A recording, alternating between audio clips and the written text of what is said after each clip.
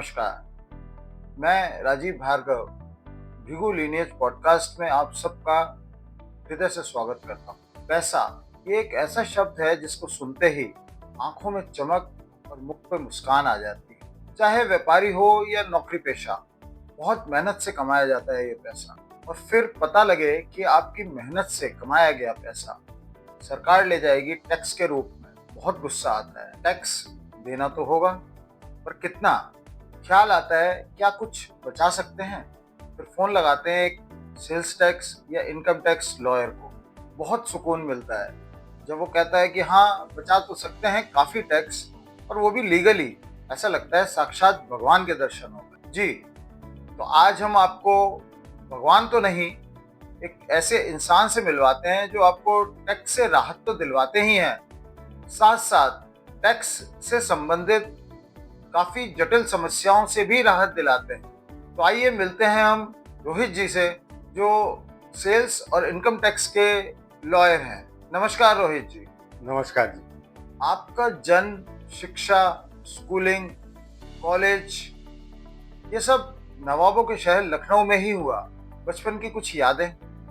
जी, मेरी पैदाइश और मेरी एजुकेशन और उसके बाद की मेरी प्रोफेशनल जर्नी सब लखनऊ में ही हुई है।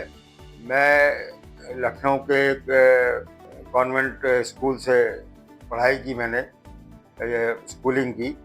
उसके बाद मैंने लखनऊ यूनिवर्सिटी से अपना ग्रेजुएशन कंप्लीट किया, उसके बाद एलएलबी किया और उसके बाद मैंने अपना प्रोफेशन ज्वाइन किया। आपके परिवार में कौन कौन थे उस समय? आपके स्कूल, कॉलेज की कुछ यादें? मैं एक मिडिल क्लास फैमिली से बिलोंग करता हूँ। परिवार में माता जी, पिताजी, एक बड़े भाई, एक बड़ी सिस्टर, और हम लोग लखनऊ के सेंटर ऑफ द सिटी में रहा करते थे। एजुकेशन मेरी, जैसा मैंने बताया कि कॉन्वेंट स्कूल से सेंट फ्रांसिस कॉलेज लखनऊ में है, वहाँ से हुई। काफ़ी रोमांचक रहा हमारा बचपन, क्योंकि अड़ोस पड़ोस में काफ़ी यार दोस्त हुआ करते थे और हम लोग सब एक ही स्कूल में भी पढ़ते थे, एक ही हम उम्र भी थे, और कज़िन्स वगैरह भी आते जाते रहते थे, तो काफ़ी मौज मस्ती किया करते थे। आसपास में पार्क वगैरह था, तो वहाँ अक्सर हम लोग खेलने के लिए चले जाते थे। लाइट चली जाती थी तो सारा सब दोस्त इकट्ठा होकर के आइस पाइस खेला करते थे। तो इस तरीके से काफ़ी रोमांचक रहा बचपन। स्कूलिंग कंप्लीट के बाद फिर हायर एजुकेशन के लिए लखनऊ यूनिवर्सिटी चले गए। वहाँ भी अच्छे दोस्त मिले, जिनसे अभी तक वो दोस्ती हमारी कंटिन्यूड है। इस तरीके से बचपन की तो बहुत विशिष्ट यादें हैं।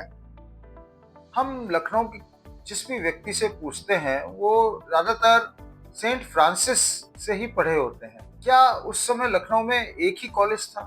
ऐसा क्या खास था उस कॉलेज में? ऐसा नहीं है कि लखनऊ में सेंट फ्रांसिस कॉलेज एकमात्र कॉलेज था, पर एक रिनाउंड इंस्टीट्यूशन होने की वजह से लोग तभी और अब भी प्रेफर करते थे अपने बच्चों को उस स्कूल में पढ़ाई कराने की। तो लिहाजा मेरे पेरेंट्स ने भी इच्छा व्यक्त की और मेरे को उस स्कूल से एजुकेशन दिलाई। लखनऊ शहर के बारे में कहना चाहेंगे कि बहुत सी चीज़ें यहाँ खान पान से रिलेटेड लखनऊ काफ़ी मशहूर है, और जैसे राम आश्रय का मलाई पान, चौक का जो है मलाई मक्खन, ये तो मतलब हम लोगों ने बचपनों में बहुत बहुत खाया है।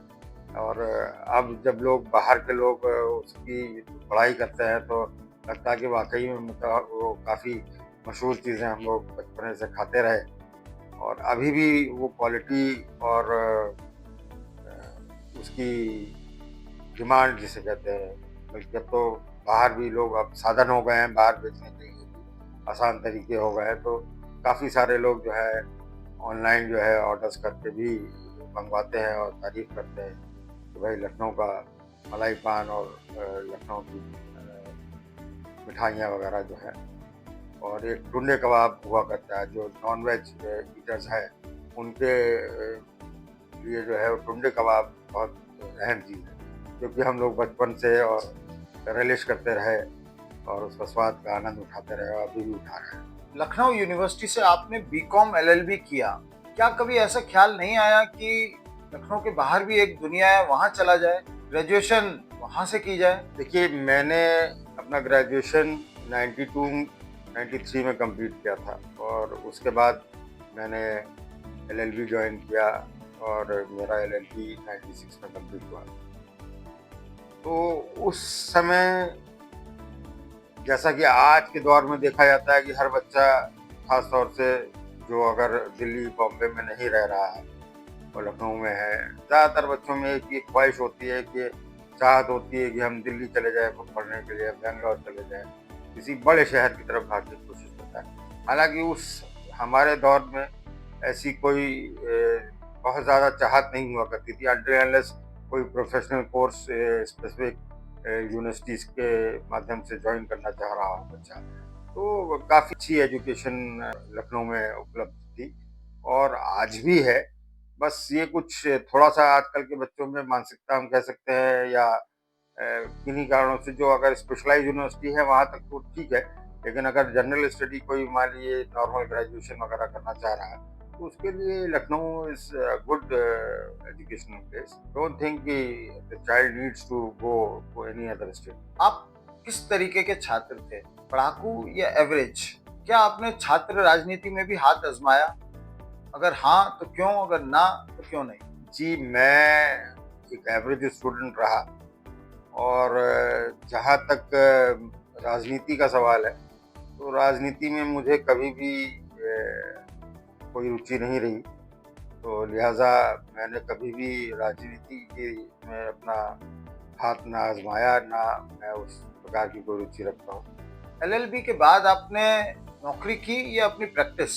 जी, एलएलबी के बाद मैंने नौकरी तो नहीं कहेंगे, प्रोफेशन ही ज्वाइन किया। मैं सीनियर हमारे लखनऊ में वरिष्ठ अधिवक्ता श्री डी भार्गव जी हुआ करते थे, जिनका 2020 में निधन हो गया।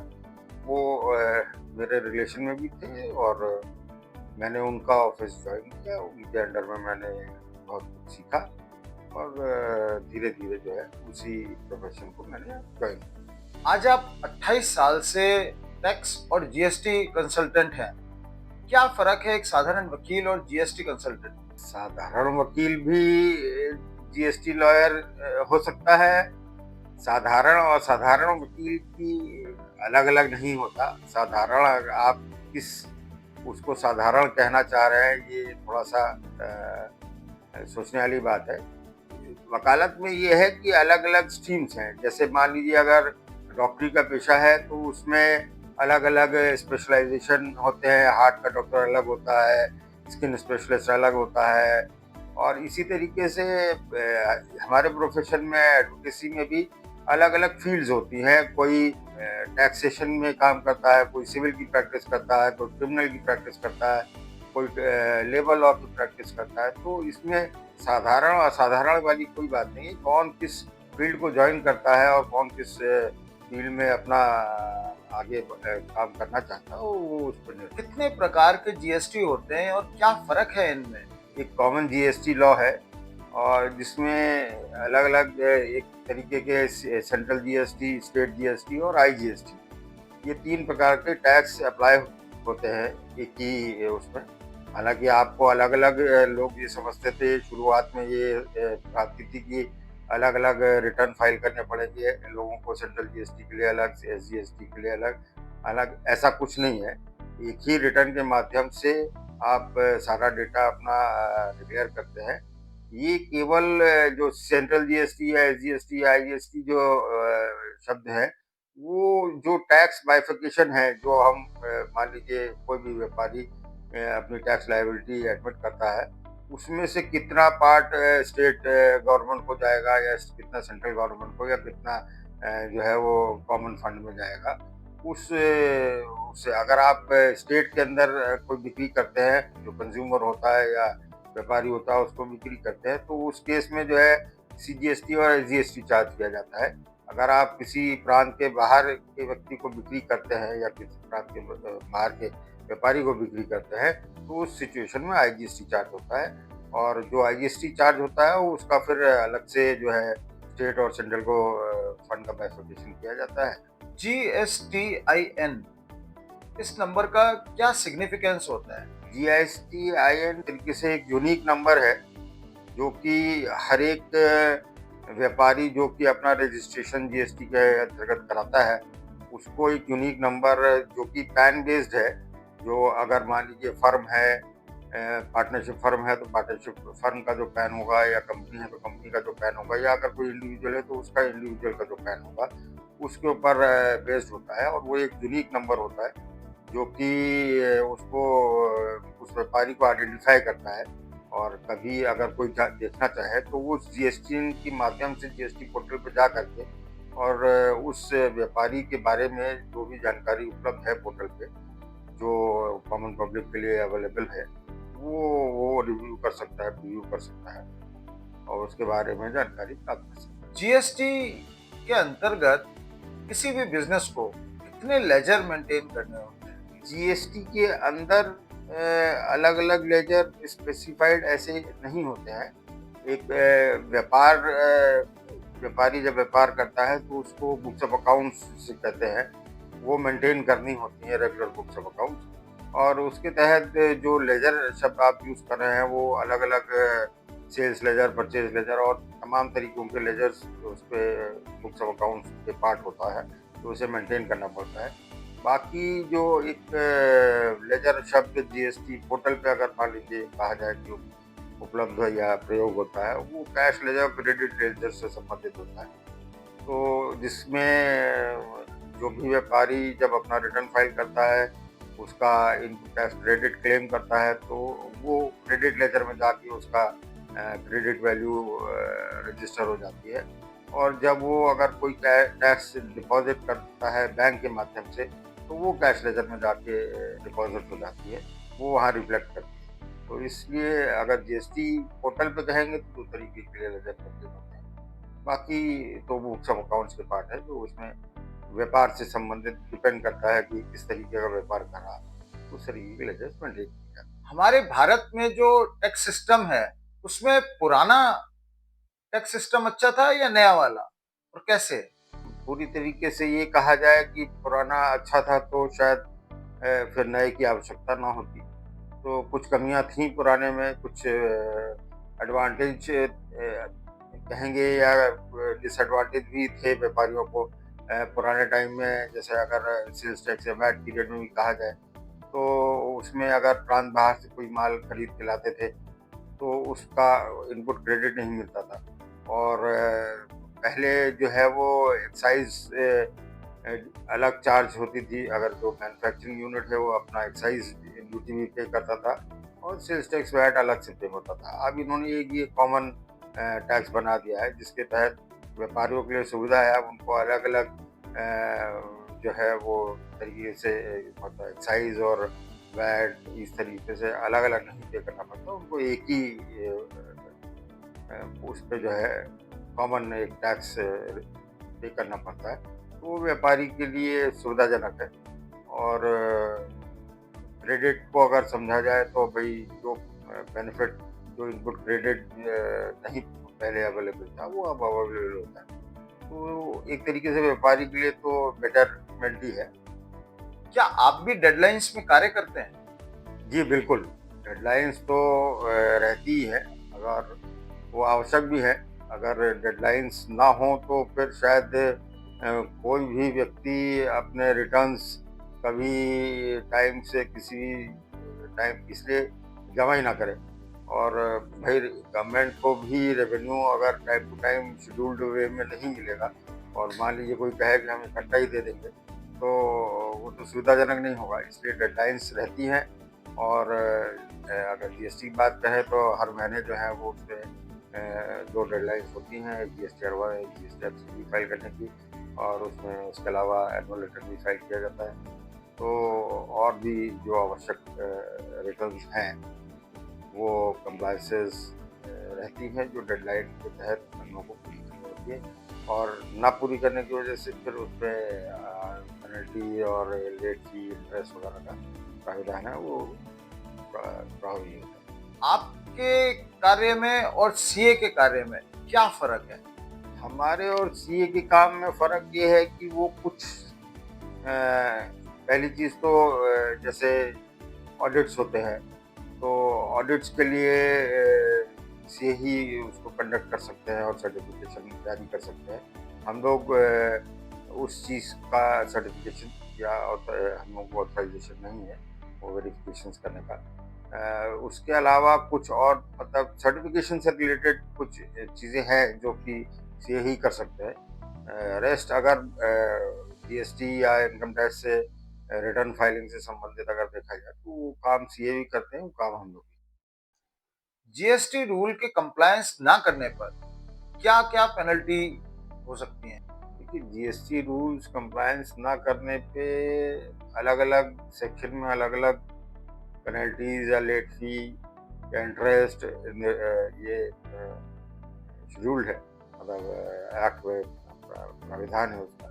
और आमतौर पे जैसे जीएसटी रिटर्न्स होते हैं, जीएसटीआर 1, 3G, तो अभी 1 में तो कोई लेट फी नहीं लग रही है, लेकिन 3G अगर आप टाइम से दाखिल नहीं करते हैं तो उसमें टैक्स अगर आपको अप्लीकेबल है तो उसके ऊपर लेट फी और इंटरेस्ट आपके जितना भी पीरियड का डिले होगा उसके हिसाब से कैलकुलेट करके वो आपको चार्ज किया जाता है। इस प्रकार से और भी जो कंप्लायंसेस हैं उसके ऊपर अगर आप समय से, जैसे कहा अभी पीछे बात हुई कि डेडलाइंस, तो डेडलाइन उनका टाइम शेड्यूल्स होती हैं, उसकी स्पेसिफिक ड्यू डेट्स होती हैं। उस ड्यू डेट पे अगर आप कंप्लायंसेस नहीं करते हैं तो फिर वो लेट फी और इंटरेस्ट या इवन पेनल्टी वो लगाई जा सकती है और लगाई जाती आपने एक वर्ड कंप्लायंस का बहुत बार यूज़ किया होगा।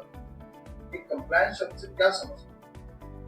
कंप्लायंस का मतलब यही है कि जो अगर आप व्यापार कर रहे हैं और उसके तहत अगर आपको कोई रिटर्न फाइल करना है और उसको उसके लिए एक शेड्यूल डेट है, तो अगर वो आपको उस समय पे करना है तो वही उसी को कंप्लायंस कहते हैं कि मतलब जो एक्ट के अनुसार, जिस भी एक्ट के अनुसार आप बिजनेस कर रहे हैं या जो भी एक्ट्स, जो भी कानून आपको आपके बिजनेस पे प्रभावी हैं, अगर आप उसकी समय पे कंप्लायंस नहीं करेंगे, कंप्लायंस मतलब उसका नियम पालन नहीं करेंगे, तो फिर आपको उसके एक्ट के हिसाब से जो भी दंड कह लीजिए या जो भी खामियाजा कह लीजिए वो आपको भुगतना पड़ेगा। हैं? मान लीजिए किसी ने आपको जीएसटी या अपने टोटल अकाउंट्स के लिए हायर किया है और उस पर किसी वजह से जुर्माना लग गया, तो अब क्या होगा? कौन भरेगा उस जुर्माने को? कि अभी तक की मेरी प्रोफेशनल जर्नी में मेरे स्तर से ऐसी कभी कोई परिस्थिति नहीं आई कि हमारी गलती की वजह से किसी हमारे क्लाइंट के ऊपर कोई जुर्माना लगा हो या लेट फी भरनी पड़ी हो। हाँ, अगर कभी ऐसी परिस्थिति आती है या एक आध बार मान लीजिए छोटा मोटा डिले हो गया और नेग्लिजेंस की वजह से, कभी क्लरिकल कह सकते हैं या ओवरलुक की वजह से, तो उसका फिर हम लोग अपने स्तर से जो है उसको ये करके और आपके वर्किंग आवर्स बहुत लंबे होते हैं। कितना समय दे पाते हैं आप अपने परिवार? इस प्रोफेशन से रिलेटेड समझा जाए, आमतौर पे जब हम लोग छोटे थे तो जब तक हम इस प्रोफेशन, मैं पर्सनली इस प्रोफेशन में नहीं जुड़ा था, तब तक ये होता था कि भाई जैसे सिविल वगैरह के वकालत लोग करते हैं तो सुनने में आता था कि भाई एक एक दो दो बजे तक चेम्बर में बैठे रहते हैं और काम करते रहते हैं। तो बेसिकली इस प्रोफेशन में अगर देखा जाए तो कि जो भी व्यक्ति, जो भी वकील इस प्रोफेशन में काम कर रहा है उसका डेडिकेशन होना, डेडिकेटेड होना बहुत आवश्यक है। अगर वो डेडिकेटेड नहीं होगा तो अपने क्लाइंट के लिए पूरी तरीके से अपने प्रोफेशनल उसको नहीं कर पाएगा, पूरी जिसे कहते हैं सर्विसेज प्रॉपर रूप में। तो हम लोग के प्रोफेशन में टाइम का एलिमेंट जो है वो काफ़ी इन्वॉल्वमेंट होता है।